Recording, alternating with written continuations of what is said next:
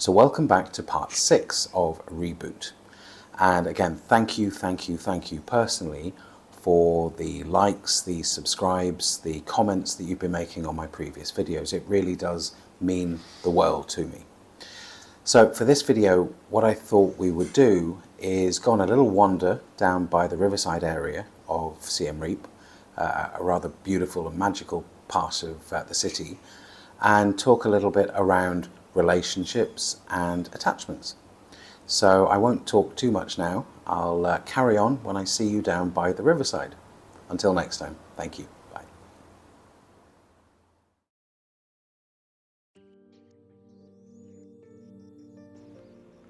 Okay, so for today's thought, as we wander down this very magical riverside area of Siem Reap, is people and attachments.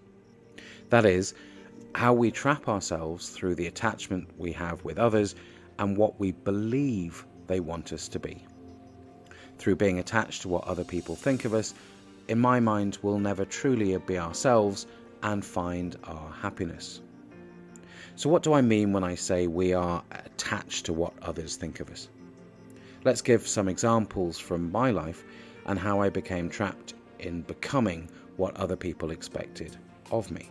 So thinking first about work, there was an expectation from my colleagues that I would work long hours and deliver the results, putting the demands of the business ahead of my own personal needs. I became attached to this belief, and it defined how I saw myself. It is who I became.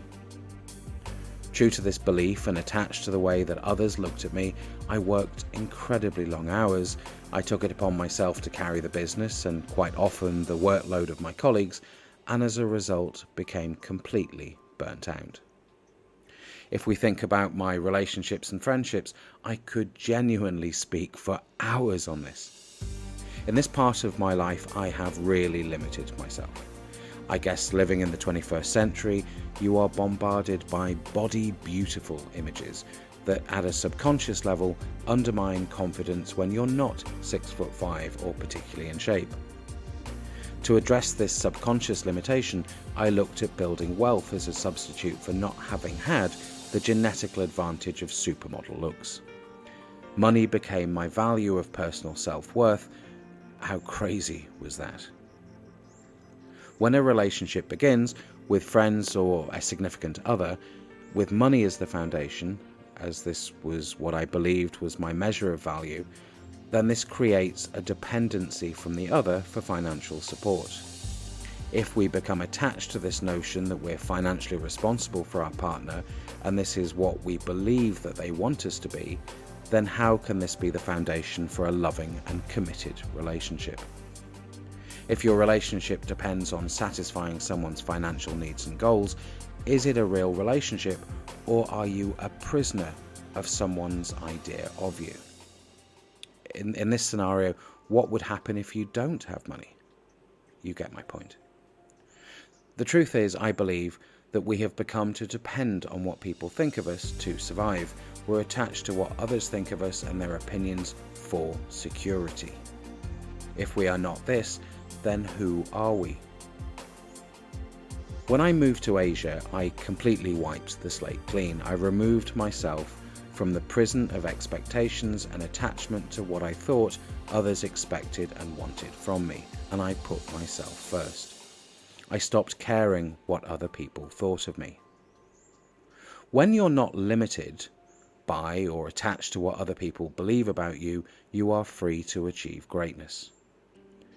The very best I think we can do is be ourselves, because when we are genuine and living our lives free from the prison of others' expectations, we have nothing to hold us back.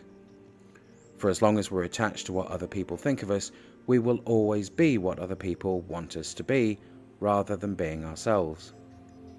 It's not easy to completely remove ourselves from caring about what others think of us, and I frequently need to remind myself of this, but from personal experience, it does give us the opportunity to grow, shine, and achieve greatness. When others are depending on us to do things, and we are in turn attached to this belief, then our actions can often be counterproductive. Again, let's give some real-world examples of how my life has evolved since I stopped caring about what other people think, and there are lots. Through staying true to my best self and removing expectations, I have been more successful at my career, and I'm still in sales. I have, through becoming my best self, attracted into my life people that recognise my worth, not in a materialistic or, dare I say, narcissistic way, but genuinely enjoy being with my most authentic self. The people that I am now allowing into my life are enriching my experience here in Asia without the expectations that had framed my life before. I also recognise now very quickly when people have less than genuine intentions through their desire to form a relationship. So, to summarise, through attachment to other people's beliefs of who we are abandoning ourselves and our ability to be useful to this world.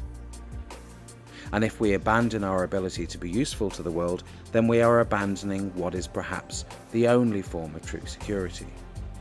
On the other hand, when we be what other people want us to be, we do have the security of being a prisoner, which is security in exchange for life. And let's be honest, that really isn't any security at all.